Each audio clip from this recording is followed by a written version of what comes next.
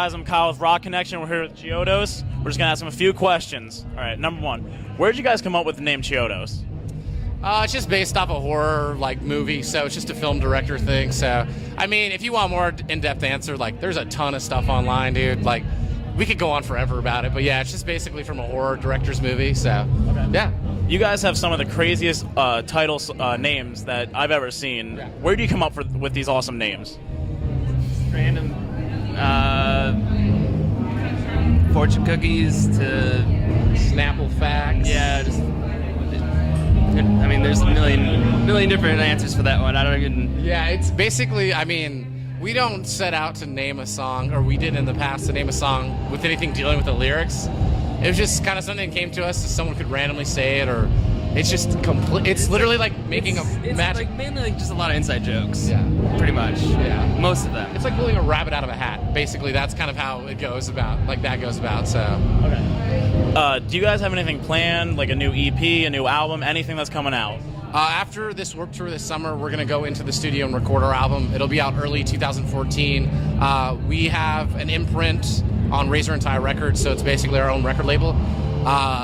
We will just be releasing that, and in November we're doing Warped Tour overseas, so we'll be doing that. So we'll be staying pretty busy till the end of the year.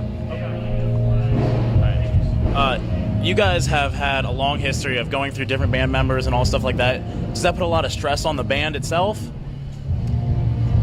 I guess right now, I mean, because I was into the band for a couple of years, I don't think it's in the past. No one cares anymore. You know, we've squashed all that beef. We've all grown up. We're all a lot older, wiser. We've learned from our mistakes, and right now, we're the best we've ever been, you know? So, I mean, I can't speak for other members that are not in the band anymore because they were new guys and I'm original. So, I mean, if they're stressed, I guess I could care less. So, What was it like working with Machine on your third album? you'd have to ask him. Derek wasn't there. He's a very intense guy, but he was fun to work with. He definitely set the mood when things were getting slow, in the studio, and just would do crazy shit. And he was fun to work with. What was the music scene like growing up when you guys were kids? I grew up in Texas and I actually met these guys through a group of friends, and that's how I got in the band, and I moved up to Michigan. In Texas, man, I mean, the music scene's still pretty thriving, if you will. It's kind of more based on metal, I guess you could say. So it's a really big metal scene, and, you know, this indie scene's trying to pop up, but, I mean, there was a lot of kids going to shows, and I think now there's not as many because the internet's around. You can just watch videos online, save money on tickets. But at a while, I mean, it was just that's what everyone did. They liked music or whatever, went to shows and supported bands. So he could tell you about Michigan, where he grew up with the band. Flint. The music scene, as far as when we were playing shows, when we first started playing shows, was pretty good. Died off for a while, in mid 2000s, but it's on its way back. Where do you guys find your inspiration for your music? I think it's just from everyday life, to be honest. I mean, lots of different things inspire me.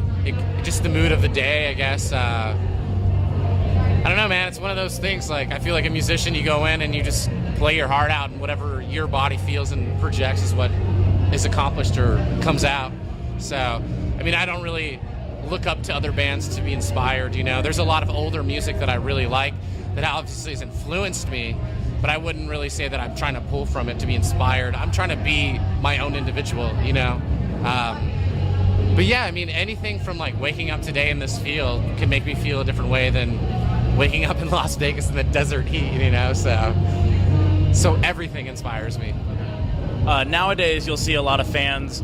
Sometimes people call it fangirling. They'll tattoo a lyric or your band's name on you. Do you guys find that flattering, or is that kind of weird to you guys? It's extremely flattering. Yeah, that's pretty rad. Someone to put, our work on their body permanently. It's cool. Yeah, I definitely agree. I mean, it's super flattering in the fact that it's going to be there forever, you know. And I mean, there's a difference. There's a big difference to me between a fan that really loves your music and appreciates you and will come up and be like, dude, I got this tattoo, love you guys, and they know everything. That's great. But then you have the so quote-unquote fangirl, which is not necessarily new or old fan, but they freak out because, I don't know, we're just people. It's all about the music to us. We're just normal people. I wake up and I brush my teeth and put my pants on one leg at a time, just like everyone else. And fangirling to me, like, I just wish that they would take a deep breath and just be like, we appreciate you even being in line to meet us. There's no reason to, like, be freaking out. You know what I mean? So it is still flattering as well. But I mean, like you said, the tattoo thing is like, that's the ultimate form of flattery. Flattering. Flattery. Flattery word. That's a word. Yeah, sure. Yeah, sure. All right, we just got one more question for you guys. Craziest story, you know, fans love it. Do you guys have, like, on the tour, just the craziest thing? Fans love this stuff. Yeah, absolutely. I mean, I've seen a lot of crazy things. When I was younger, I don't think I can remember most of them. One of the craziest things I've ever did, we played in Taste Chaos in Dayton, Ohio. And at the time, we were watching a bunch of YouTube videos, and we'd come across this thing called ghost riding the whip. It's basically putting a car in neutral, rolling it down a slightly inclined hill, and dancing on top of it. So yeah, I ended up dancing on a car that happened to be an unmarked police car, and let's just put it this way, it didn't end up well. So. All right. Well, that's all the questions we have for you guys. Thank you so much for coming. I'm Kyle for Rokonnection, signing off.